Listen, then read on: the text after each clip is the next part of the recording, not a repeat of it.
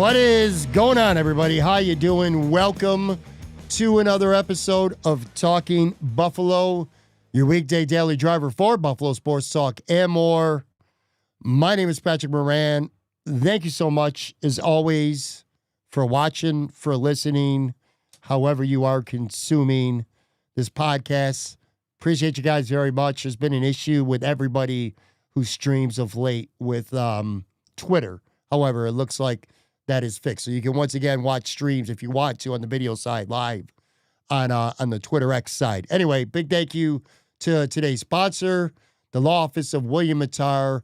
Heard in a car, call William Mattar, 444-4444. Call William Mattar today to get the compensation that you deserve. This is our Tuesday podcast on the video side. We are live on a Monday night. I am joined by my good friend, recurring guest, broadcaster, Steve Bermel. What's going on, buddy? How you doing, man? What's up, Pat? Pleasure joining the show. The Olympics have been fun. I've been keeping in touch with you with the podcast and what you've been talking about with the Bills and some of the changes with WGR. And for tonight, my daughter just came back from Learn to Play Lacrosse clinic with a couple of the Bandits. So I got home about 20 minutes ago from that. So her birthday was last Saturday. Excuse me. And the last birthday gift was doing this Learn to Play thing with a couple of the Bandits, and it's just awesome. The guys are great. So she got coached by Dane Smith and Ian McKay and a couple of the guys. Oh, wow. That was awesome. It was a fun day after work to have something to look forward to. And my daughter had a ball, and now I got home and hopped on with you and excited to talk. It's really cool, man. For people who may not know this, if you're new to the show, Steve is a broadcaster for the Bandits, the one true championship team here, 3-time defending championship Bandits. Real quick, so we're going to talk Bills, we're going to talk Sabres, and kind of the focus, the theme of today's episode is to kind of buckle up, because I feel like with both teams, for different reasons, it's going to be a wild ride for the next handful of weeks. Of course, with the Buffalo Bills, the offseason is here. Cuts are starting to be made. It's going to happen with Buffalo real soon. There's going to be a lot of moves to be made. This roster is going to turn over a lot. And not even just because Jim Leonard runs a 3-4. Just of the sheer volume of free agents on this team, the cap situation, there's going to be a lot of change. So buckle up when it comes to that. And then, of course, when we get to the hockey side, when the Sabres get back to action here, February 25th, they're looking to end a 14-year playoff drought, and it is literally right there for the taking. So an exciting time for Buffalo sports for different reasons. And like I said, buckle up. It's going to be a wild one. So we'll get to that today. For this, though, real quick.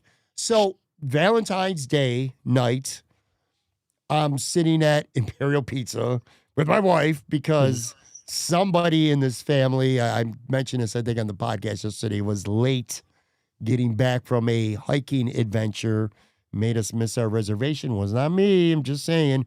So we ended up going to Imperial Pizza and just hanging out at the bar, which is kind of us anyway. I mean, who are we kidding? But anyway, split some fingers. Anyway, I'm watching the Bandits game. They're killing, I don't know who they were playing, but they're crushing somebody. Then I stopped paying attention to the TV and got into some conversation, and I look up and it's tied with like 2 minutes left. Yeah. Like, what the hell is going on here? They ended up pulling it out. I believe they scored a shorthanded goal, actually, was the game winner. Quickly kind of bring us up to speed here for Buffalo Bills and Sabres fans who may just be casual Bandits followers who jump on the bandwagon like a lot of people do in the playoffs. But anyway, what's been going on with the Bandits? What's their record? And how they looking? Well, they lost 4 straight, which is not ideal, but they got back in the win column. They're sitting at 4-5. They're out of a playoff spot. Still 9 games to go, so nothing's decided yet, but consistency has been a struggle. The MO lately is come out and score early, and then the offense just disappears. And you saw it. You mentioned it. It was 8-3, 8-5 at the half, and then they scored 3 goals the rest of the way. You have 8 goals at halftime. So they're searching a little bit. I feel like people are unjustifiably upset, not justifiably, unjustifiably. You're coming off 3 straight championships. They kept the band together. Maybe the dynasty's coming to an, I don't know, but people that are mad about it need to take a step back and realize you've had a hell of a run. They've been to 5 straight championships Yeah. going back to before COVID, and they've won 3 straight. And if I, God forbid, it doesn't, I hope it doesn't, but if it comes to an end, it was always going to come to an end at some point. So this year, it hasn't come to an end yet. They definitely are missing a beat a little bit, but I haven't hit the panic button. It is what it is. But they're out of a playoff spot and struggling a little bit, but still half the season left. Yeah, listen, I'll say this. If you are a Bandits fan, like a true Bandits fan, a hardcore Bandits fan, and you're unhappy right now, if you're in that kind of mode, I mean, I don't even know what to tell you. There are Bills fans, Sabres fans who would cut their arms off just to get to a championship, one championship right now, let alone 5, and winning 3 in a row. So, yeah, man, sooner or later, I don't care who you are. I don't care if you're the old Bob Cousy, Bill Russell, Boston Celtics, if you're the Yankees of the 20s, Murderers Row, and no matter what you are, those dynasties, and make no mistake, the Bandits are a dynasty. Sooner or later, maybe this year, maybe not, but sooner or later, it's got to come to an end. So just appreciate the run. I would think, if anything, if things don't go their way, and even if they miss the playoffs entirely, kind of will make you sit back and just appreciate what they've been able to do over this last half decade, right? Yep. Absolutely. It's been a hell of a ride. I mean, I've been around the team since 2009. I've been going to games since the 90s, but I've been working around the team since 2009. And these last 5 years have been unreal. Traveling to Calgary, Denver, Albany for the finals, and winning 3 straight. There's not much you could say other than it was incredible.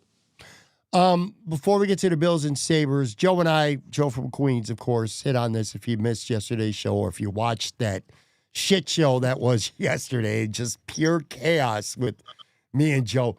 Joe is elite at a few things. And in fairness to him, he will say what I think maybe other content creators think sometimes, maybe a little differently than how they would say it. But he's not afraid to express his opinion. Let's just put it that way. And I think there are a lot of fans out there that kind of like that and respect the fact that he's, he marches to the beat of his own drum. Sometimes that drum sucks, though. And yes. Anyway, just complete chaos yesterday on the show. I mean, we're fighting about John Fox. We're fighting about media stuff. We're fighting about when I try to sneak a couple promos in there. The biggest Bills heartbreaks. I mean, you just name it. And we just didn't agree on anything. It was pretty freaking wild. But anyway, one of the topics that we covered was, and we're recording this Monday night for a Tuesday podcast, so the first episode's already happened, but Tim Graham, Brad Ryder launched, at least temporarily, is for the next 2 weeks at least, their first radio show from 1 to 3 p.m., taking the place of One Bills Live. People know now that, that's yanked off of WGR. WGR is no longer the flagship station for the Bills and the Sabres. I'm going to be honest with you. And look, I'm a big Brad fan. I talked to him briefly today. And Tim, I'm a huge fan of course. He's going to be on my show Wednesday. I'll get to that in a little bit. But anyway, I didn't watch the show today on Monday. I missed the first. I was busy with work. I don't like the Odyssey app. And it was not on YouTube, which surprises me. And maybe there's a reason for it. I don't want to go throwing bullets at anyone. I'm just surprised that it wasn't available on YouTube. Maybe that'll change in the coming days. But anyway, your thoughts on another Buffalo show on WGR and 2 guys who, I mean, they're known for having opinions and being armed with them and not afraid to use them. Just your thoughts on having another show here in Buffalo. Seems fans are very happy about it. What do you think? So I didn't listen either. I was at work, but I didn't like One Bills Live. I think I heard Joe say he throws the radio out when it was on. Yeah. So I think that it would be definitely interesting. The biggest thing I remember about Brad Ryder, Pat, is he was the Sabres guy before Brian Koziol, and Brian is great. I love Brian Koziol, and I actually don't know him. I know a couple of guys. I know Pat Malacaro, through my sports media connections. I know Derek Kramer.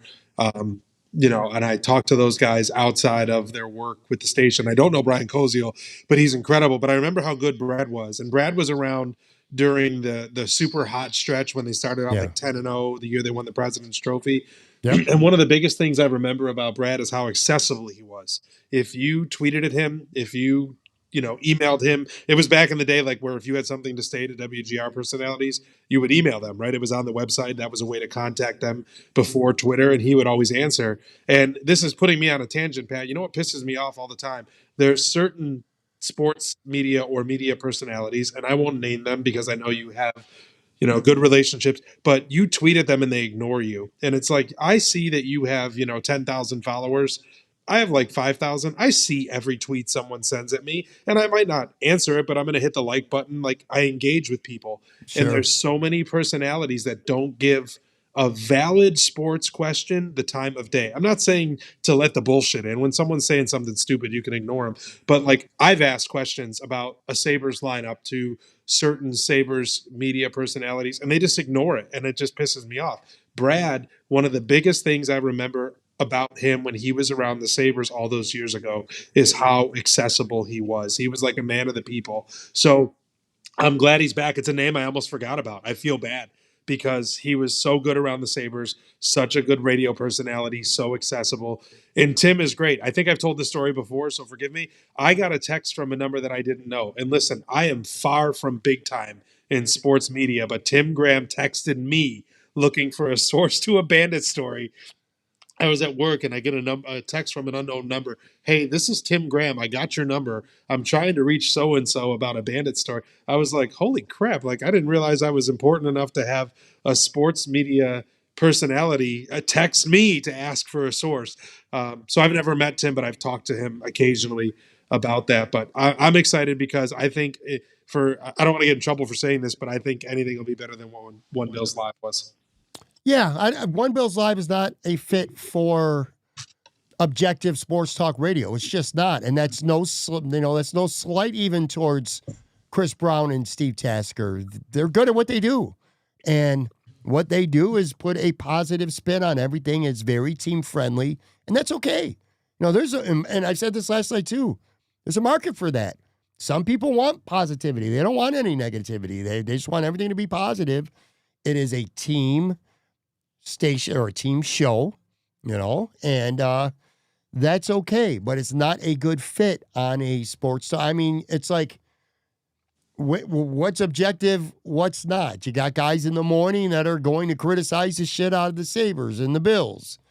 And then you got Sal, who's very informative. He lets the fans say their piece. Sal's not going to be in, I'm not being critical of Sal by saying this, but Sal is not going to be that guy who's going to drop the hammer, so to speak, on Joe Brady and the Bills if they're struggling. He'll tell you they're struggling. I mean, he's not going to completely run from that, but he's not going to sit there and kind of go almost borderline overboard. Jeremy and Joe might, you know what I mean? Shope and the Bulldog certainly will. So the kind of the mix, One Bills Live just didn't feel like a fit when it comes to that. Tim and Brad, look, we're talking them up. We like them. Everyone knows how I feel about Tim. Even if I didn't like them, I don't give a shit. Like, I don't got to like them. I want to be entertained. I want to be informed. When I listen to radio, when I want to have opinions where, if nothing else, when it comes to Brad and especially Tim, I can promise you the Bills and the Sabres were not telling them what to say. Now, Jeremy and Joe and Sal and Bulldog and Shope, and Paul, they've kind of had to play defense because people always accuse them because they're state-run radio. You know what I mean? They've had to say, well, the Bills have never told me I can't say this, or the Sabres never told me I can't say this. Sometimes we're suspicious about that. I ain't suspicious about that with Tim and with Brad. So I hope it works out. I hope it's something that's long-lasting. Do you care where the Bills end up in terms of and the Sabres, where they end up in terms of broadcasting on the radio? No, I don't ever listen. It's rare. Like, I do enjoy the Chris Brown highlights after the fact, right? Because he's always got an energy about the Bills because he's an employee of the team. So I do enjoy watching clips back or, scrolling through Twitter and finding a clip with him calling the Christian Benford interception on Joe Brady. That's awesome because you're not going to get that. I mean, as good as some of these national guys are, Ian Eagle, Kevin Harley, like, they're great. But it is fun to have the home team and the energy and excitement that Chris Brown and Eric Wood bring. And I love Eric Wood. He's another guy that's super accessible, Pat. I would love to meet him just because we do the same job for two different teams. And I've asked him to meet, and he's actually always said yes. We've never gotten one on the calendar. And he's legit. He's authentic, too, when he tells you that. Yeah. I promise you. But super easy to reach. Like, hey, man, I do color for the Bandits. You do color for the Bills. Would just love to brush shoulders with someone like you. He's like, yeah, man, when I'm in Buffalo, we can grab lunch sometime. And we just never got a date on the calendar. He never shut it down. So I'm excited about that. But as far as like where to listen to the broadcast, those days are long gone. Like I remember we used to, mute the TV and turn up Van Miller or John Murphy. And like that was a thing to listen to the almost like a forced simulcast with the Sabres too in the early 90s. Like my cousins would, set the radio with the TV, especially if it was a national broadcast or whatever.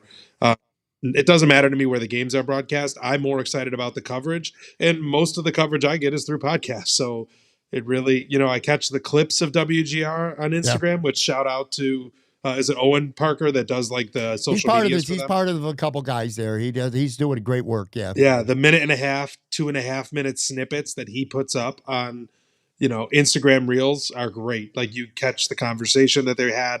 I might not have listened to the morning show, but I get some good highlights. So overall, no. You asked if I care. I don't. I don't even know how much I've listened to Brad and Tim, honestly. Like I like them, but 95% of the sports media and coverage that I listen to is via podcast. Yeah, and I think everybody knows that. And that's why all these guys who are on TV and radio and print media, that's why they have their own podcast now, because they know that that's where the vast majority of people are going to listen to them. I mean, there's still, not us, but, people driving during games, people stuck at work during games. There's always going to be a market for the radio. I personally don't care because I'm never going to be at work or driving during the Bills games. I'm always going to watch it on TV. And then last point, you mentioned the clips and like Chris Brown and like those, he's like getting excited and high-fiving. But again, that's the team that I don't have. Some people have a problem with that, and I don't understand why. They're team employees, and they're supposed to be enthusiastic about the team. All I'm saying is I just didn't feel like that was a fit for WGR. I want just objective, sometimes hardcore journalism, at least to an extent anyway. I mean, not over the top, but... And analysis. Yeah. I don't feel like we got a lot of analysis from Chris Brown and Steve Tasker, like a break down the tape type thing. Yeah. Look, a Bills employee is going to tell you that Joey Bosa, it would have been... He tried, but... He just didn't have it in the playoffs. He was out of gas. Someone whose objective was going to be like Joey Bosa sucked ass in the playoffs. In different terminology, a little more professional with their words. But you get what I'm saying. Anyway, pretty cool. I hope that shit works out. Let's get into some Bills talk here. Like I said, this episode's all about just buckling up because I think things are going to get pretty crazy very, very, very soon. Winds of change are definitely coming. I got 20 free agents, by my count, 20 unrestricted free agents for the Buffalo Bills coming up. That does not count a couple of restricted guys like Alec Anderson, Ryan Vandermark. They're restricted. They'll surely be tendered. Mm-hmm. They'll make sure that they're going to be back. Couple other guys besides that, there's going to be cut candidates. So, man, if you're talking about a 53-man roster, off the top of my head, Steve, I bet you I'm not very good at math, so I'll just say at least more than a third of this team is going to be different next year. Yep. You got 53 guys on a roster. I think you're going to have at least 15 to 18 new faces on this team. You only get like 5-6 draft picks that are going to make the team. So it's going to be a lot of change coming up here. Here's what I want to do. Everybody who's listening or watching the show, you can play along, whether you want to leave a comment here, or you want to leave it on demand whenever you watch this on YouTube, or send a tweet at Patrick Moran TV, whatever you want to do. I want to know what you think about some of these players, but I'm going to go through a list with you. Some of them may require, a little bit of conversation. Some of them are going to be complete no-brainers to you, but 20 pending Bills unrestricted free agents. And I want to know what level of interest you have in bringing each back. Sound good? We'll do it. Yeah, it's not going to be very many, but yeah, it sounds good. Oh, it's not going to be very many. I agree. Yep. That said, That said, I'm glad you said that because we do need to keep this in mind. There is a salary cap, and there's only so many new guys. You can't let 20 guys walk. Right. All right. Like if this was Vegas right now, and I said, how many of these 20 are going to be back? I bet you at least 5 or 6 of them are going to be back, which is not a lot. That's 25% or so. That's actually a very low number. But point being is that some of these guys are going to be back. Some of them people are going to be happy about. Some of them people are not going to be happy about. These aren't necessarily in specific order, but we'll start. A name I just mentioned. I said he sucked ass in the playoffs. So let's start there.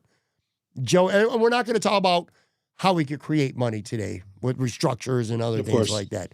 This is just generally speaking, guys, your interest in them being back next year. Let's start Joey Bosa. No. That's a quick no, too. No, so here's the one thing that I will say with Bean, and I'm not even defending him as much as just stating it. Pass rush has not been good enough. Receiver has not been good enough. Yeah. And even after all the bullshit with WGR last year with receiver, he tried. He brought in McCole Hardman. He brought in Brandon Cooks. I'm not excusing it, but he didn't just leave the rest of the receiver room the same. Same thing with edge rushers. Everybody is mad at the Von Miller signing. That was a huge swing. It ultimately was a miss, but a huge swing. Leonard Floyd comes in. He signs him. He tried Matthew Judon. He tried Joey Bosa. And unfortunately for Bean, it's another notch in the windowsill of an edge rusher that didn't work out for a different reason. I think Von Miller didn't work out because of injury, but that didn't work out. Put Bosa in the same camp as Leonard Floyd. Leonard Floyd had 9 sacks in the regular season and 0 in the postseason. Just couldn't perform when the lights got the brightest, and that's how I feel Joey Bosa was. So I don't need him back. He, as the year went on, you point to the huge play against the Steelers. That is the only play I remember from him after week 8. Like it's just nothing came from him down the stretch or in the entire postseason. I am with you. I agree. But just for shits and giggles, if I were to play devil's advocate, what I would tell you is that he played very well early in the season and then he fell off, right? I think everybody could agree with that. He was good early in the season. He had 4 or 5 sacks in the first 9 games. And bunch of strips, too. Lots of forced fumbles. He was leading the NFL in forced fumbles at one point in the season, like close to the halfway point. And then his production, right off a cliff, right? But if you're going to play devil's advocate, Joey Bosa only missed 1 game because of an injury this year, and he played a lot more than anyone expected him to. For Joey Bosa, it was always about when we signed him. I hate when we say we. When the Bills signed him last April, it was always about January and load management. We heard load management so much in the offseason and in training camp.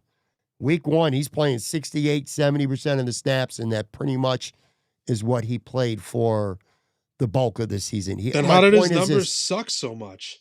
Because I think he played too much. I think he got worn down. I think he was out there too much. I think he played too many reps for being his age and his injury history.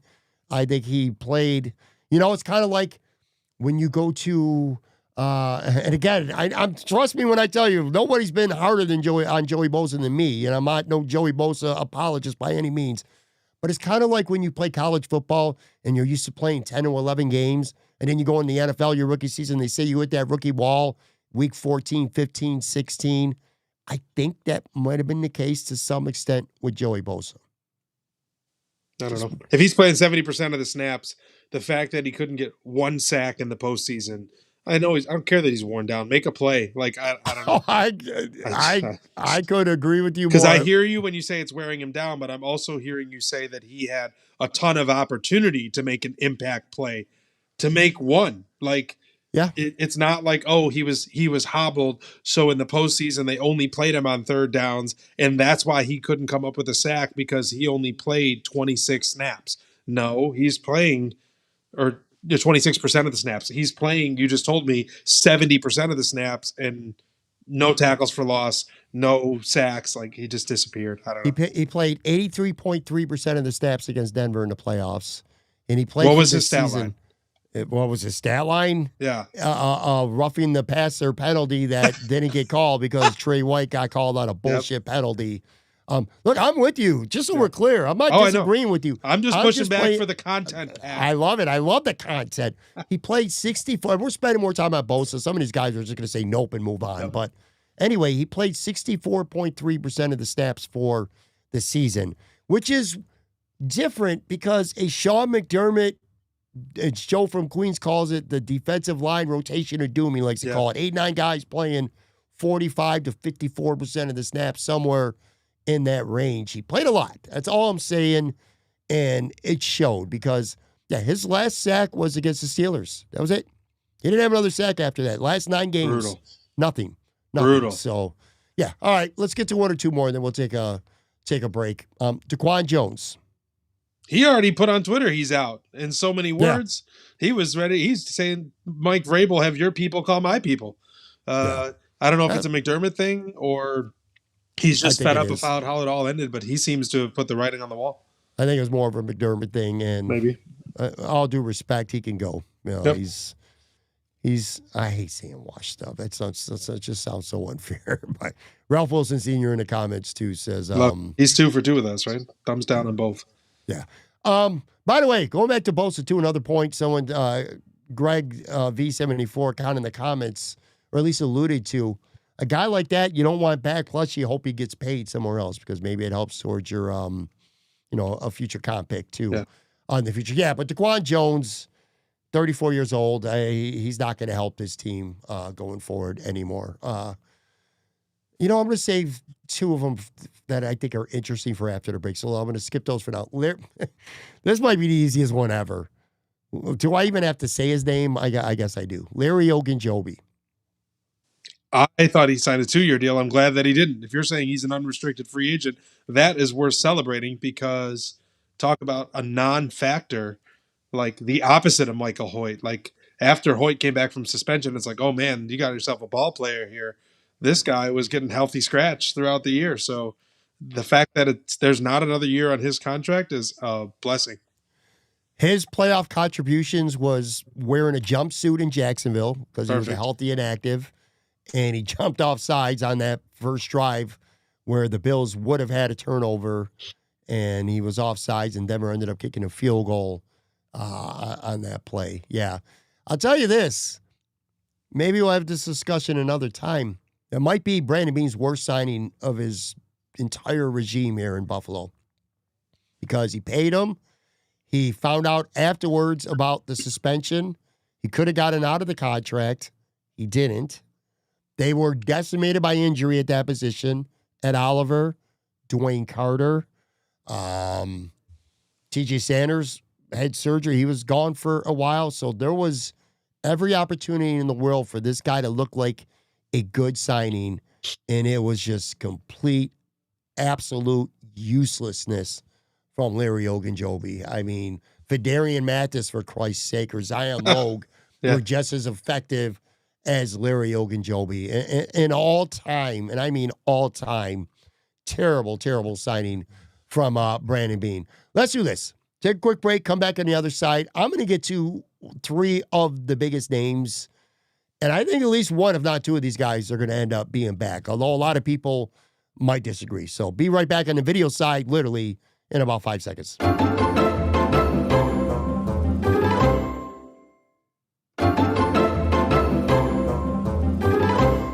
Back here talking Buffalo. I want to let everybody know tomorrow's show, Wednesday's podcast, Matt Warren from SB Nation is going to join me all about the wide receivers on tomorrow's show.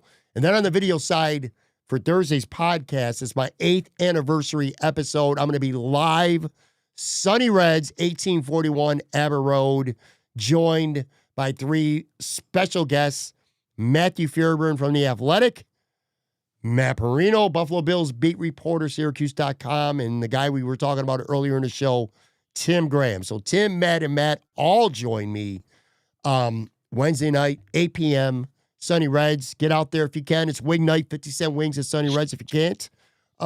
Watch it on the stream. That should be a good one. Dude, I've never had, in the history of this podcast, 8 years now, 1,250 episodes. In fact, this is episode 1250, by the way. I've never had a 4-person show before live. So that's going to be cool. The I real don't know. challenge is 2 Matts. You're going to Mhm. say, "Hey, Matt, what do you think?" And you're going to get 2 answers at the same time. That's true. That's true. So anyway, looking forward to that. It's going to be a good show. Let's continue on with our Bills free agents here. Connor McGovern. I tweeted about him today, and there was a very mixed reaction. Now, in Really? fairness, contract matters. If everybody would like Connor McGovern back if it was a cheap deal, it's not going to be a cheap deal. I want to say his spot rack number, market value, which doesn't necessarily mean much, but it's around $16 million or so. But anyway, Connor McGovern. Didn't he give up no sacks this year? Wasn't he credited with no sacks against this year? Possibly. I'm not sure. Sounds about right, though. Him and Edwards both, I believe, were credited with 0 sacks this year. And that's what makes it hard. It almost feels like one or the other. We'll probably get to Edwards. This is the tough part. Let's get to Edwards. Let's put them together, Steve. Maybe because maybe you want to do it some kind of way. But David Edwards, we'll put them both in there. We'll knock them both out. His spot rack number, $19 million.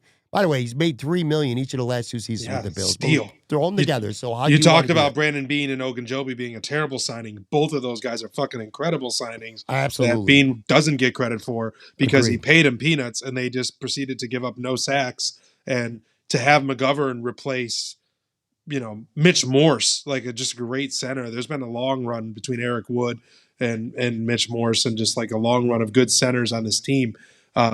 What a great job bringing those guys in. The only qualm I would have is money, because when you say 16, 19 million, they have to restructure 3 or 4 guys just to get that money available, because I believe they're 3 million over right now. So without cuts and without restructures, you can't afford either one of them, let alone both.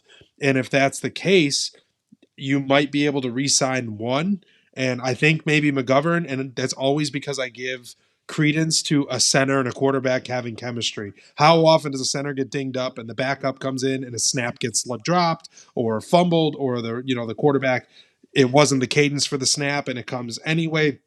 McGovern and Allen have had no issues. They, even on a tush push, like they're on the same page. And I think that there's inherent value. So I think if Beane has to pick one, I think it's McGovern. If money was no object, it would be both without even a question, because I believe the stat on both of them is that neither gave up a sack in the last season, which is just crazy. Man, I wish Aaron Cromer was still here, because if he was, if they signed them both, I would understand. If they let them both walk, I would agree. If they signed one of them, I would agree. I just value Aaron Cromer's input in the room that much and his ability to teach. Not saying that the offensive line is not going to be good because Aaron Cromer's gone. I'm just saying, to me, that's a big factor. I'm with you. I think they signed one, and I think it will be Connor McGovern, partially because you let David Edwards walk, and it's kind of like that system that they've had for a few years. David Edwards was the 6th offensive lineman, and then he became a guard, and he was a good guard. Alec Anderson kind of feels like that guy to me now. He was a 6th offensive lineman for the last couple of years, a top reserve. It's his time. Might only be for a year for cheap labor with Alec Anderson, but you're going to get a year of cheap labor with Alec Anderson. Alec Anderson gets a couple million, and David Edwards gets, even if he gets $16 million, that's $14 million saved at that guard spot. I think Alec Anderson is very capable. Maybe Van Brand Granger is very capable of being the starting center right now, but I don't feel as confident in that as I do that Alec Anderson could come in. And the low-key strength of the Bills, besides, of course, Josh Allen over the last couple of years, has been this offensive line. The continuity has been there. The effectiveness has been there. The performance has been there. I don't know if I want to go replacing 40% of that. Again, you got to get some of these guys back. So if you could get to center, the anchor, somebody, like you said, that Josh Allen is comfortable with, I think maybe that's one of the things that you move things around to make work. Plus, if they want to extend Osiris Torrance, that could happen this offseason. But if you get Torrance extended, or even if you don't, he's back, you're going to restructure Brown and Dawkins, because that's going to create like $22 million of cap space right there. I think you sign Connor McGovern. So I'm with you. I think McGovern stays and Edwards goes. And don't forget how often centers play key roles in protection schemes too, right? Sure. Like they are huge to setting protections. I don't know. I just think the center position is invaluable, you've got a good one. And if you're going to keep one, I think it's got to be him. Let's go. Let's talk about two significant linebackers on this team next. We'll put them together again. Shaq Thompson, Matt Milano. What do you think? I love Matt Milano's career in Buffalo, but I think time is up. I think this was a good move by Bean. We talked about this in the offseason. As soon as it happened, I texted you and said, I love that it puts Milano in a contract year. It gets the Bills out of cap trouble if he's not very good. And because it's a contract year, if he balls out, great. And that means he's going to get paid somewhere, whether that's here or somewhere else. I think it's going to be somewhere else. I think that he has earned a decent contract. I think he played okay. I don't think we ever saw the old school Matt Milano that used to blow up games, like the game wrecker Matt Milano. With the 3-4 defense, I think that you can have more room for a backer like Dorian Williams or, Joe Andreessen, see ball, get ball, where you don't need, Milano could cover Travis Kelce. Like he could line up against a tight end and kind of play coverage. I don't know that you need that so much with the 34. So I think that there's room to move on from Milano. Shaq Thompson, super interesting because I love the idea of him coming back. But you saw his Instagram post. Look, I'm not going to play for the vet minimum. I played too well. I played hurt. I played to earn a contract. I deserve to get paid. And there also has to be something, my guess, with McDermott, because he was talking about how much he wanted to come back and play in Buffalo, and then McDermott gets let go. I don't know if that changes anything for him. I think that Bean is going to make a play on Shaq Thompson. If you're keeping score at home, the two guys that I think we're bringing back so far are McGovern and Shaq Thompson. I, once again, agree with you. I'd love to have Matt Milano back. I guess, and look, I'm no 3-4 expert, and I also know, Sal Capaccio's talked about this, others have as well, who know football, that 3-4 is not, saying 3-4 is not like it meant 20, 30 years ago. It's different. All these defensive looks are more matchup-based and hybrid looks. So to say this person is a terrible fit in a 3-4 or a 4-3 isn't always true. That said, I don't see a fit for a Matt Milano type. I don't think he's an inside linebacker in this defense, and I don't think he plays off that edge either. I could be wrong. Maybe I am, but I don't see it. Shaq Thompson, I'm with you, and it won't be, look, he's not going to break the bank, but, he's not going to cost 10, 12 million a year either. I think he comes back because I think he's a starter on this team. And we keep talking about, impact in the postseason. That dude had interceptions in the postseason. The dude fucking showed up when the lights came on. That dude called out. You know what? That's a great point too. When you're a good football team, you should be graded on a curve, and that curve should be what you do in the playoffs. It should matter more than what you do in the regular season. The Bills have had, on defense anyway, too many regular season warriors through the years. In some years they've played well and they've kind of redeemed themselves. Other years they've been absent. I've been at Oliver on the past. Greg Rizzo last year in the AFC Championship game, he was terrible. Ed Oliver against the Bengals, terrible. The first Chiefs game, terrible. Just non-existent. These star players. Matt Milano's had a couple shittier games in the playoffs. Shaq Thompson stepped up. Interception in Jacksonville. A fourth down stop against Jacksonville. He played pretty well against Denver. He's earned his keep.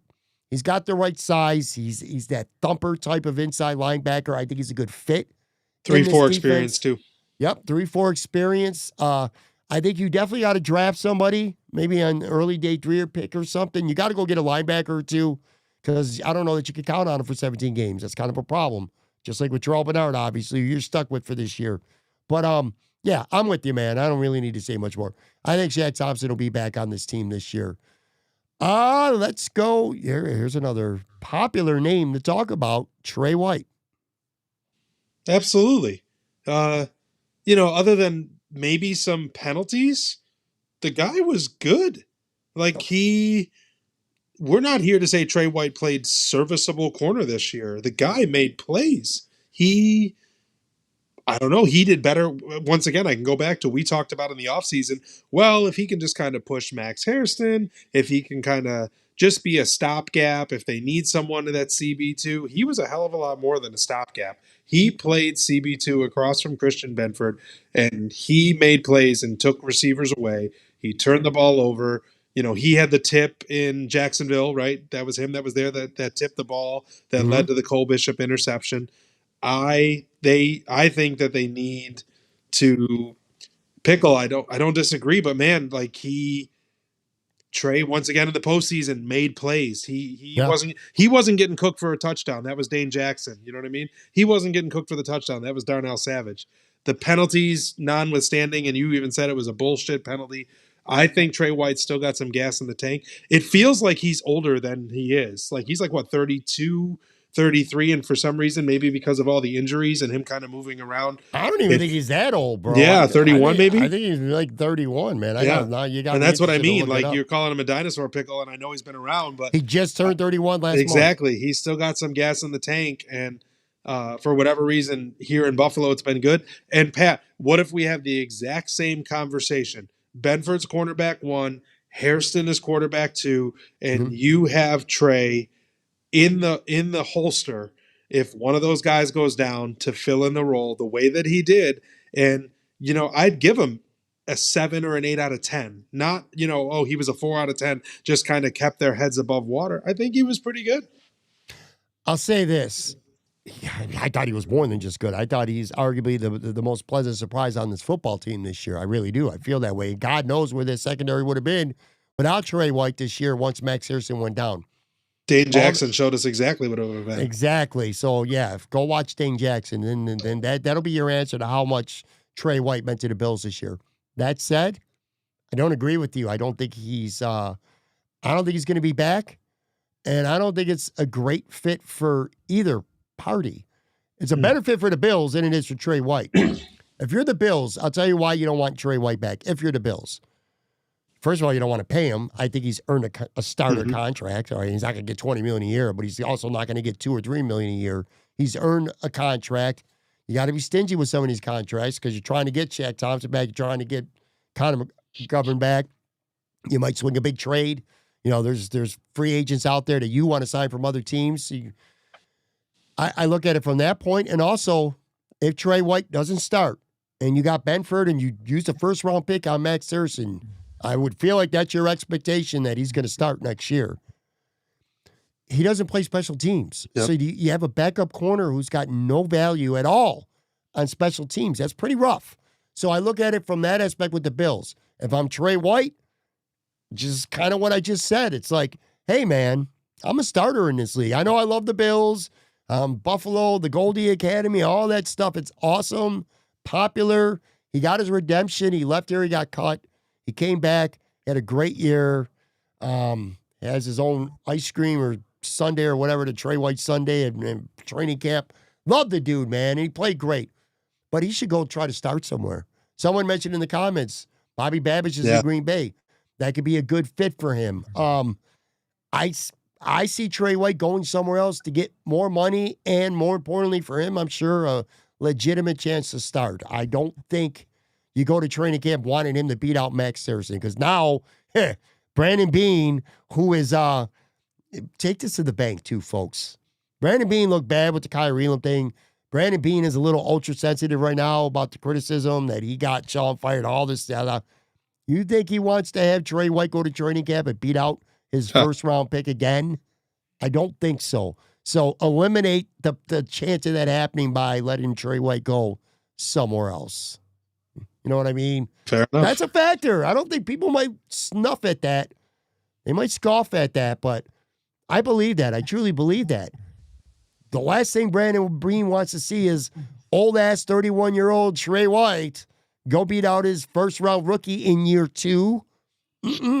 That's a bad look for your general manager, man. So I don't see it. Can we just say yes or no for this one? DeMar Hamlin?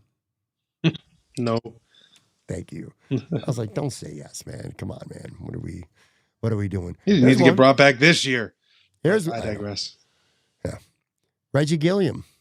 Yes, absolutely. That guy, like the Bills, it's interesting. We're kind of ahead of the curve with the jumbo package, bringing Alec Anderson in, and with the tush push and Gilliam and having him kind of lead, be a lead blocker in this offense. I think that I think you bring Reggie Jillian back. He plays special teams. That's your famous line. He plays special teams. He plays a role on this team. I can't imagine it's going to be expensive. Yes. Yeah, I actually think this is a pretty important one. I think there'd be a lot of fans who would be legitimately pissed off. Listen, he's an important part of that offense. Yep. I feel like the concept is you want to retool, not even retool, I should say that. You want to completely revamp this defense. Other than getting a wide receiver, I think you want to try to run back as much of this offense with a better wide receiver room as humanly possible. By the way, shout out Dave 3264 reposted this stream. If you happen to be watching this on the live side, on the video side, and if you're on Twitter or whatever, repost this stream. Kind of helps more people get more eyeballs on it. Anyway, all right, let's continue. All right, let's go QB2 here. I'm kind of going randomly in order because I forgot a couple, but Mitch Trubisky, should he be back? I think he got $2.5 million last year. It just doesn't matter if Allen goes down for any length of time. If the existence of this team is Super Bowl or bust, and may God never allow him to get injured, but if he misses any stretch of time, the number of people that bitch about the Bills' backup quarterback, if it's not Patrick Mahomes or Justin Herbert, and Allen, God forbid, sustains an injury, the season is done. It just doesn't matter. So I don't care if they get Ethan Stick back there. The backup quarterback doesn't matter. If you're trying to pinch pennies, bring in the vet minimum, whomever you can grab off the free agent pile. I'm with you there. If Josh goes down, season's over. I mean, it's the same like with the Chiefs and the Bengals and the Ravens and lots of other teams with franchise quarterbacks as well. But I mean, hey, if your guy misses 2 games, 3 games, and you got a guy who's could go 2-1, it's better than having a guy who's going to go 0-3. You know what I mean? So it could matter short term anyway. I think you sign him if you can get him at a reasonable deal. I know a lot of people say Kyle Allen could be cheaper. Kind of to your point, if Josh gets hurt, it really don't matter. I do feel like this is the year, though, to draft a guy on day 3. Draft a guy to start to develop who could be your QB2 maybe next year. I want to go backwards for a second here because this comment's interesting to me. Kevin Harge, 5303 in a live chat. Trey White has no shot at being a Mad Max in this defensive scheme. I don't agree with that. I'm telling you. If they go to camp, if you're Jim Leonard, all right, you're the new Bills defensive coordinator, you had options. The Ravens wanted you. The Chargers were interested in you. And you come to Buffalo. Do you want a GM telling you who's going to start? No, you want your defensive coordinator to say, all right, this is who I want starting. And I don't think Jim Leonard gives a shit that Max Harrison's a first-round draft pick or that he gives a shit that Trey White is a 31-year-old corner. And I also think Trey White's better in this style of defense that people give him credit for as well. I guess the point I'm making is back to what I originally said. If you're Brandon Beane and you want to eradicate this controversy in the making, don't re-sign him. Because if you do, and he goes to camp, and he clearly looks better than Max Harrison, but Max Harrison starts anyway, that's a bad look, and it kind of undermines your defensive coordinator, who I'm sure would want to make that call. So that's just my take on that. Where am I? All right, here's another name. AJ Epinesa. No. A second-round pick that, once again, impact plays. The interception is the first thing that comes to mind. How long ago was that? I don't even remember what game it was when Epinesa had the interception. Was that this season? Just whiff after whiff of impact edge rushers.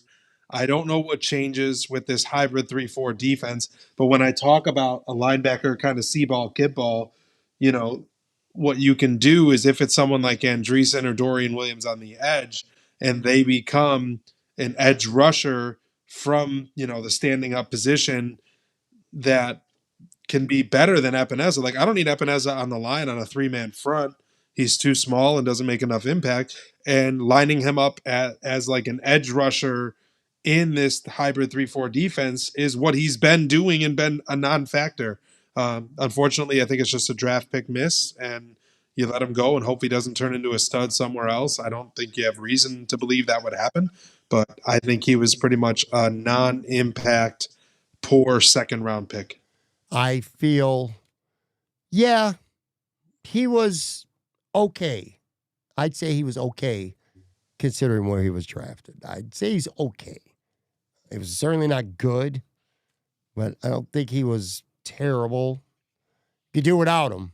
I think they're going to do Pat, without him. second round picks make huge careers in plays all the time. Like, I don't know. He wasn't drafted in the 6th round. He was a second round pick and just never made a name. Now, name one time when Bills edge rusher AJ Epinesa was mentioned by a broadcast media or on the whiteboard of a coach coming in to play Buffalo. Like, oh, watch Yeah. out for Epinesa on the edge over there. It's just he's non-factor. When I look at this roster, I feel like outside defensive edge and outside linebacker in this defense is where you're going to see the biggest turnover. I really do. They need it. I They don't think get home. They don't sack the fucking quarterback. Yeah. They didn't put Trevor Lawrence on the ground once. Yeah. Diamond Pickle in the live chat. I mean, this is what you would call Epinesa for sure. He said total jag. Jag meaning just another guy. Yep. It's fair. That's fair. Couple other guys. Let's knock some of these out of here. Let me put these together. Jordan Phillips, Fidarian Mathis. No. Jordan Phillips and Fidarian Mathis, and actually for that, can we just say no? Right? Nope. Easy. Nope. We're good, fam. We don't. Sam Franklin. Okay, I guess. I mean, he was good on special teams. If Joe Brady wants to have a special teams ace, he's fine. Don't really care, right? Sure. Darnell Savage. I'm so mad at him about that one play. Even though it's not, God, man, that sucked. He comes in for one play and gives up a big touchdown. He got beat so bad. Nah, we can move it. Let's move on from him. I will save one on purpose here for the end. I think I got 2 more left here. Cam Lewis. I think I hem and haw because Taron Johnson has such a fall off at the slot corner, and Cam can play there as well as safety. I think that versatility makes him a little more valuable. So I would not be angry if they kept Cam Lewis. I agree with you. Yeah, he could play 3 different positions, and he's good on special teams. I can't imagine him going to another team and getting a big contract. Yeah, I would actually be pretty strong in keeping him because of his versatility. He could just do a lot of things. Last one. Actually, skipped one. Jordan Poyer. I thought he was retired for sure. He's not. Right. And that's like, how do you say no? The guy made the entire secondary better. I know he's only going to be a year older, and Pickle's going to call him a dinosaur, but something about him was a calming presence to the entire secondary. And, you bring him back, and just like this year, hope he doesn't have to play every down. And then guess what? He ends up playing every down and made the team better, in my opinion. I think he could be the surprise re-signing where people are like, really? They're bringing back the team, bringing back the band again. I think he could be. I think Jordan Poyer could be a surprise signing. Maybe he starts, maybe he doesn't, or, you draft a young guy, or maybe Hancock develops in year 2 and Poyer plays some, or even if he's not starting. And he does play a little bit of special teams too, by the way. He's capable of it. So and big dime, right? No promises with him. Yeah, big dime. Yep. Absolutely. And I think Taylor Rapp for sure is gone. He's going to get cut, I believe, soon. Yeah. So you have to do something at safety. And it's funny because you talk about, are they going to draft a dude? They got to draft dudes. They got a lot of dudes to draft. They got to draft receiver. They got to draft edge. They got to draft linebacker. Like, we can sit here and say, maybe they're going to draft a safety. They only got so many picks. Yeah. Look, and plus, he gets such little guarantee money. There's no promises he's going to make the team. Yep. But if I would sign him. I would. Last guy. To me, this is an enigma, and I feel like most people I disagree with, but Brandon Cooks. I'm so mad at him for it. It goes back to last year, the Kansas City game, where it's like, just make a play. Like, I know it wasn't a good throw. I know Allen misread the defense, but he puts it up, and Kincaid gets his hands on it and doesn't make the play. And we had a couple plays like that from Brandon Cooks throughout the year. And I believe 2 against Denver. The one where his hand touched down out of bounds first, where he made the sideline catch. And the no catch. Make a fucking play. Rip the ball down and hold on to it. Or get your feet in bounds or whatever. Like, there's been so many instances. There was the one where he was like making the sliding catch and it went through his elbow and hit the ground. Maybe that was against Jacksonville or at the end of the year. Like, he didn't make enough plays to have me not be angry with him. I I won't be mad if they bring him back because he was getting open. He was actually, making plays downfield. But if I had my wishes, it would be Palmer doing that next year. I know Palmer had no games with more than 2 catches, but I felt like that Atlanta game he was going to cook because he had 2 catches and one of them was for like 45 yards. But on that play is when he got banged up and never looked the same again. So I would like Josh Palmer to be the guy that gets open downfield because you're already paying him to be that guy. And I don't know what you would owe Cooks. I'm indifferent. If they re-sign him, I won't be upset. But if he's gone, I will not be upset either. This is probably going to be an unpopular opinion. I kind of feel like it has been a little bit on Twitter, but I have 0.0 interest in Brandon Cooks coming back to this football team. I'm with you. All right, For a couple reasons. Number one, I mean, you said it, and it's true. He got open a lot. I mean, he's getting open a lot. I'll get no question about that. To me, he's not doesn't have elite speed or anything like that. That shows me that Joe Brady with wide receivers can scheme people open. Because Brandon Cooks' 32-year-old ass is open plenty, okay? But what does it matter if you could get open if you don't catch the football? And too many times, he didn't come down with the football. Straight up. His first 2 games with the Bills, I remember because I was when I was disagreeing with Ryan Talbot about I don't think he should be on this team because he stunk. He dropped long balls in 2 straight games. And then he came out in Philly, and then he had a great game against Philly. And then the Jacksonville game didn't matter, but he slid in, a ball hits him, and he doesn't come down with the play. The Denver game, what more needs to be said? You got to make that play, right? So you could say, well, if he's wide receiver 3 or 4, yeah, I don't see no problem having a back. They got enough of those. Here's the problem, Steve. In a game, wide receiver 1, 2, 3, 4, that sounds great on a depth chart. But whether he's 1, 2, 3, 4, 5, if he's on the field in a critical part, must-have play of a football game, a playoff football game, he might be the guy that Josh Allen goes to, and I don't trust him to make the play. So if I can't trust you to make the play, regardless of what receiver you are in the depth chart, either I could trust you to make the play or I can't trust you to make the play. And if I can't trust you to make the play, then you're gone, especially when you're a 32-year-old journeyman like Brandon Cooks has been. So go get me somebody else. I definitely do not need Brandon Cooks back on this team. And I know that sounds like I'm kind of being like a borderline dick about it. I'm not trying to be that way. I'm just, it is what it is, man. I felt terrible for him after the game. I know he wanted to make that play. There's a lot worse receivers on this football team than Brandon Cooks.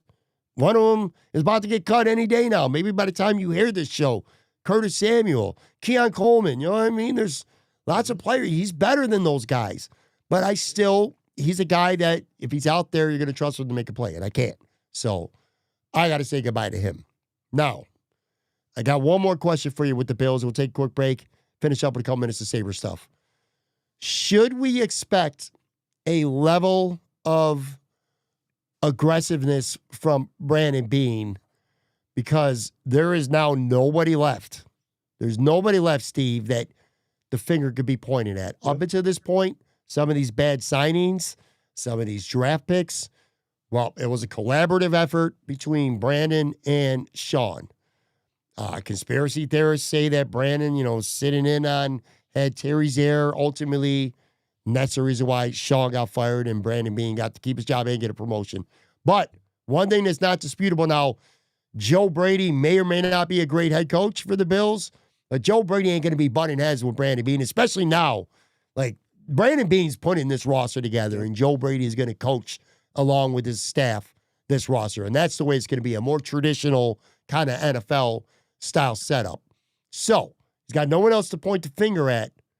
Is he going to have to be ultra-aggressive because of that, because he's on that flaming hot seat right now?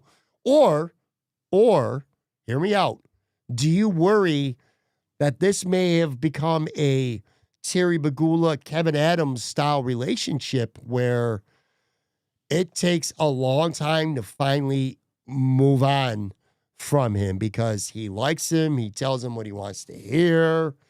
We've talked about this before when Kevin Adams should have been gone long before he was with the Sabres. Different situations because the Bills are perennially good and the Sabres have been perennially bad, but the same concept. So I guess what I'm asking you is, do you think Brandon Beane is feeling enough pressure that he's going to have to be aggressive. Like it's always been, well, we got to think about the present, but also the future too. Is he at a point now where it's like, yo, we got to win now?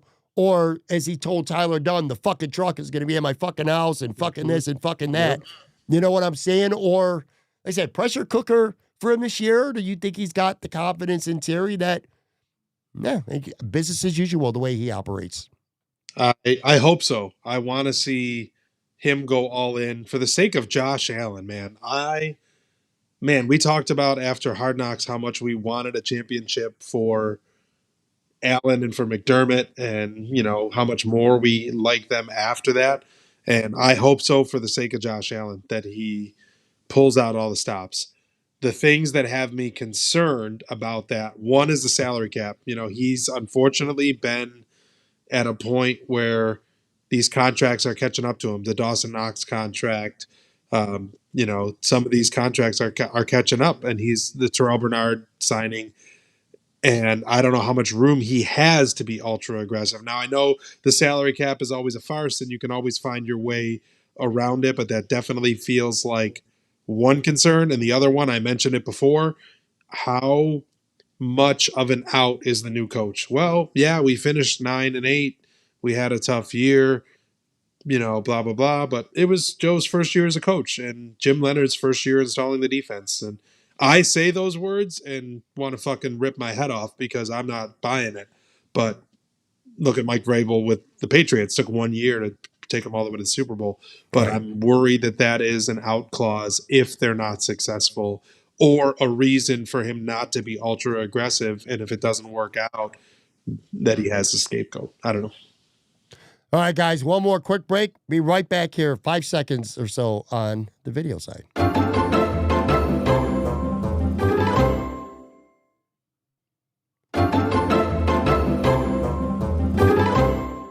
Well, like I said, it's certainly going to be interesting. To kind of put a pin on what we were talking about with the Bills. So free agent wise, I think McGovern, Cam Lewis, Shaq Thompson. That's 3. Reggie Gilliam. I said yes to Trey. Yeah, Reggie's a definite Gilliam yes. would be a 4 for sure. Trey White, we kind of disagree on him. I don't have a flag in the ground planted. Sure. I want Trey White back too. I want to be clear about that. And again, like maybe Poyer, maybe Franklin, but point being, 20 free agents, I guarantee you a third or less are going to be back for the Buffalo Bills. So again, buckle up because it's going to be a wild ride. And it's about to be a wild ride for the Buffalo Sabres too. It's going to be a wild ride on Wednesday, actually. 2 Sabres likely going at it in a knockout game in the Olympics. Tage Thompson for the USA, Rasmus Dahlin, assuming that I think they play Tuesday today. Tomorrow, that's right. Well, Tomorrow. Today, if you're listening to the podcast. If they get past Latvia, they'll be playing each other, squaring off on Wednesday. Tage has not played a lot for the USA. Still has 2 goals, though. Dahlin's got a goal and 3 assists. I want to ask you about USA and this and that, but I'm just going to tell you my truth here.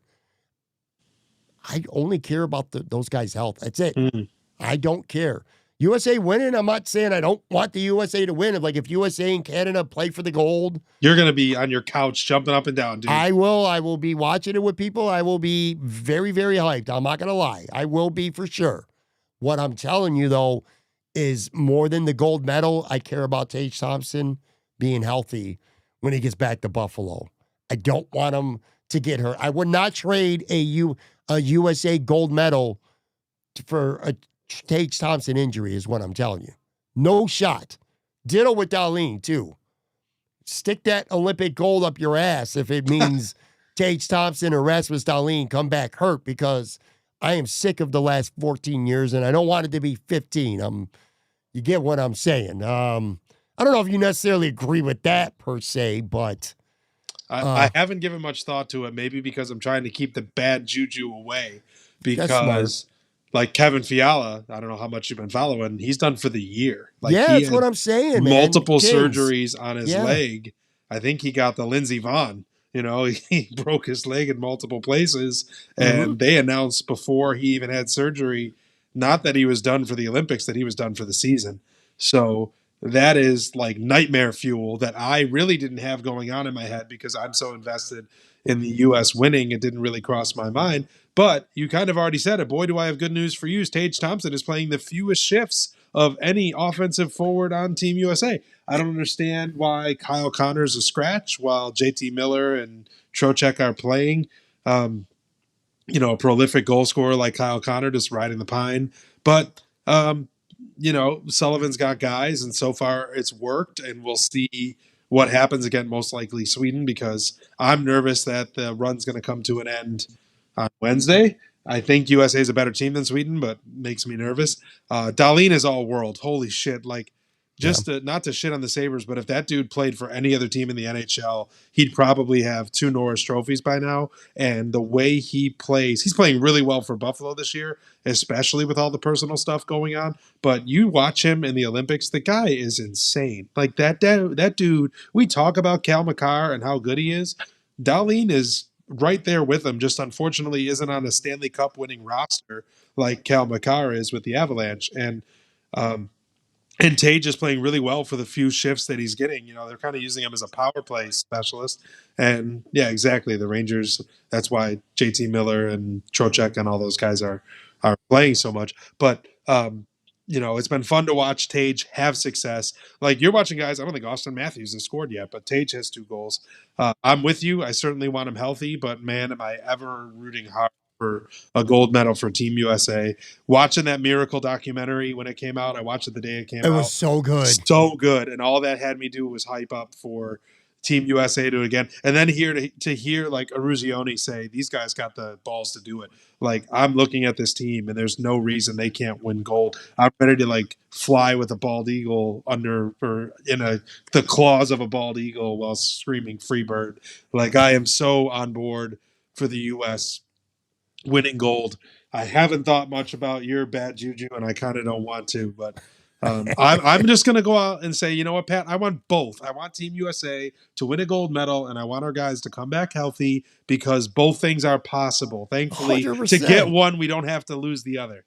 100%. And by the way, ultra quick detour because you mentioned that documentary. Phenomenal. Whether you've watched other 1980 USA Olympic hockey team documentaries or not, even if you're not much of a hockey fan, go to Netflix. Yep.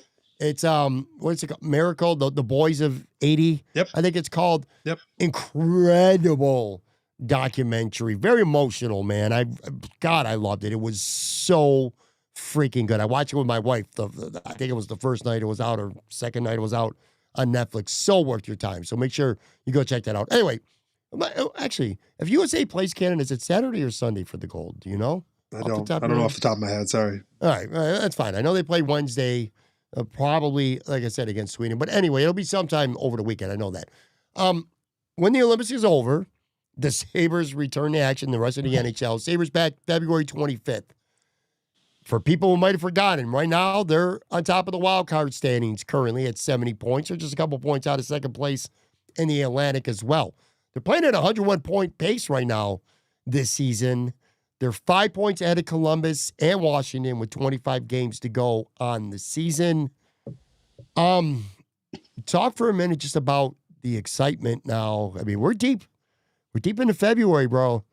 And we're talking Sabres playoff push here. Yeah. Sabres are in playoff position right now. Yeah, right. Not a push to try to get a playoff spot. They're in keep one. Pushing to keep the spot, Yep. But talk about the combination of excitement and I'm sure, at least I know I have, it's anxiety about possibly finally ending this playoff drought and just how improbable this feels when you look back, say, 3 months ago. Gold medal game is the 22nd Sunday. I checked.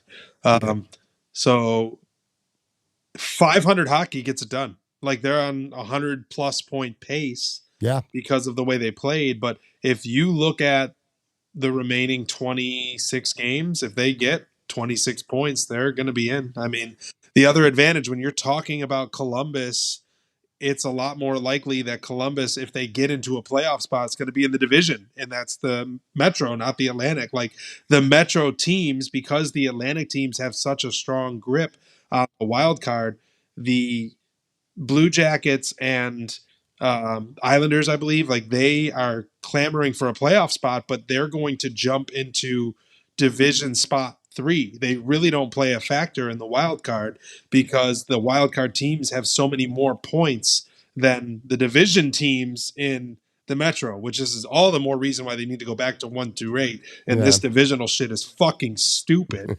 But the Sabres really don't have to worry too much about the metropolitan teams because they're going to be competing for the top 3 spots in the division. And basically, the Atlantic division is getting 5 of the 8 spots. So they're mostly in competition with the Atlantic. And 500 hockey gets it done. And I hate that they came into the Olympic break on that shitty loss, but they haven't played 500 hockey in a very long time. They've played 700 hockey or 800 hockey for months now. And, the good news is they don't have to come back and continue on a torrid pace to get in. They just need to play good hockey, which they've been doing. So I'm also super encouraged by what the roster is going to look like after this Olympic break, because you're talking about Tage and Dahlin staying healthy. All the while, guys like Norris and Dunn and Danforth and Benson are getting healthy and will be ready for the this final 25-26 game push. So the roster, I was actually talking to Chad DeDominicis, texting with him for a while about what the roster is going to look like. Like guys like Roseanne Dunn, they're all going to go back to Rochester. Hellenius is going to be back in Rochester because the Sabres after the Olympic break might for the first time have the roster they wanted at the start of the year, because guys like Danforth haven't played all year. And when he's ready, he's a great faceoff guy, great bottom 6 guy. He might be playing every night on the 4th line. And then if they can get Norris back and he can stay healthy, that's a huge push. So you said you're anxious, Pat. I'm not. I feel like they're playing with a bit of house money because I don't think we expected playoffs 3 months ago, but also they've put themselves in a spot where 500 hockey should get them in, so we don't have to sweat as much, in my opinion. Like as long as they don't go on a 3 or 4 game losing streak, yeah, they're just toe the line. Play 500 hockey and you're in the playoffs in April. I agree with almost everything you said. I don't agree with them playing with house money because even though where they were a couple months ago, from that regard, sure. But the pressure to break this drought is got to be building for them right now. It's got to be huge. Yeah, the start coming back, and I have anxiety because I'm a Buffalo sports fan, dude, and used to the rug getting pulled out. And when it comes to the Sabres, especially, but I do think it's critical that Lindy Ruff has his team ready to play right after this break is over, because one way to get back, to fall back, I should say, is to get off to a shit start. And they got the first 5 games are going to be so important. They got 25 left. Those first 5 games it's a pretty rough stretch. So they come back and they're on the road for 3 straight games. They're at Jersey, they're at Florida, they're at Tampa. 3 games in 4 nights, too, after the break. Then they host Vegas, and then they go to Pittsburgh. So you got 5 there. And also, the Sabres have 5 games left before the trade deadline, which is March 6th. It feels weird to say, but I'm relatively certain the Bills. See? I can't even say the Sabres as buyers. But they might be buyers. Yeah. They might be in the market for at least a defenseman. If you get Norris back, you get Benson back, Danforth. Who knows? Maybe even Kulik. I have no idea, but I don't know that you need a forward. But I think they need a defenseman for sure. Someone in the comments, Ralph Wilson, hope Kesselring will be totally healed up. Yeah. Yeah, him too. If it's true that he's playing with a high ankle sprain, Pat, that explains a lot. Like, because he's playing through it, and yeah, he can play and he can skate, but how much does that castrate your ability to do what you want to do out there when you're if it's a high ankle sprain? That would make a ton of sense, and you got to hope that 12 days off, 14 days off will help it heal up. Does that make sense to you? Without naming a specific player, but this should be a team that should be searching for a defenseman, a blue line guy to bolster this team before the trade deadline. Sure, especially because they've been leaning on Metza and Bryson so much because they've had injuries to defensemen. Mm-hmm. Don't forget, Connor Timmins might be back too. That's another name that guy was playing every night and was solid and broke his leg. And he's another, like, this roster could look so different come the end of this month with just this 2 week break of guys this kind of hanging up, healing up their dings and dents, but then also some guys with significant injuries should be on the timeline to come back. So I do think that they're going to add. I definitely think that they could flip some picks for bottom 6 player and, bottom 2, bottom 4 defensemen, just to bolster for the run. We'll see if Greenway, I've heard rumors that he might be shut down for the year. Who knows with Kulik, but if they can put Greenway to LTIR, all of a sudden that cap space becomes available, which makes you even more of a buyer at the deadline. So I'm excited to see what Yarmo does. You talk about the aggressiveness that Bean will have. I think Yarmo, he realizes the drought needs to end too, and I think that he'll be pretty aggressive leading up to and on trade deadline day. Last thing here, and it's a topic that we've talked about relatively often on here. However, I think it's kind of come in the focus with Alex Tuch, and we would wonder a month or two ago, will they make the deal? And I still think if the right deal comes, he's not going to say no. If it's a hockey deal where you feel like your team's going to be as good or better on paper, which I don't see that happening, though.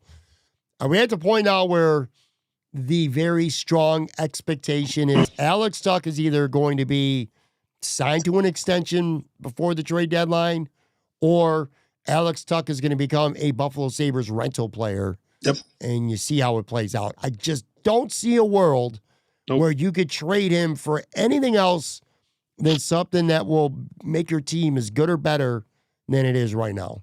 Agreed, 100%. We talked about the benefit of having time. You can assess the team. You can't trade him. He's too much of a two-way player, exactly what you need for a playoff run. What, the only Buffalo Sabre that has playoff experience besides like Lyon, I guess, but skater-wise?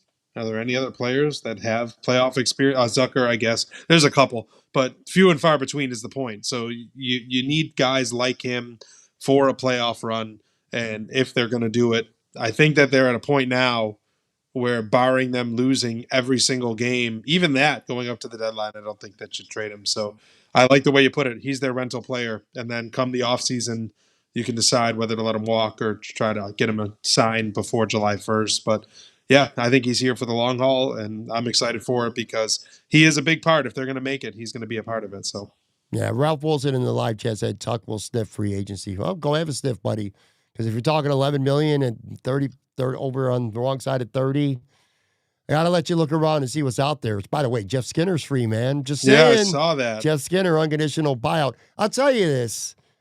I'm still going to take a little bit from Chad. You mentioned Chad earlier because he said this, and I completely agree. You look at Skinner and what's happened and like all the goals he scored, how good was for so long. Different type of player, but the same concept. But now he's old. He's a shell, right?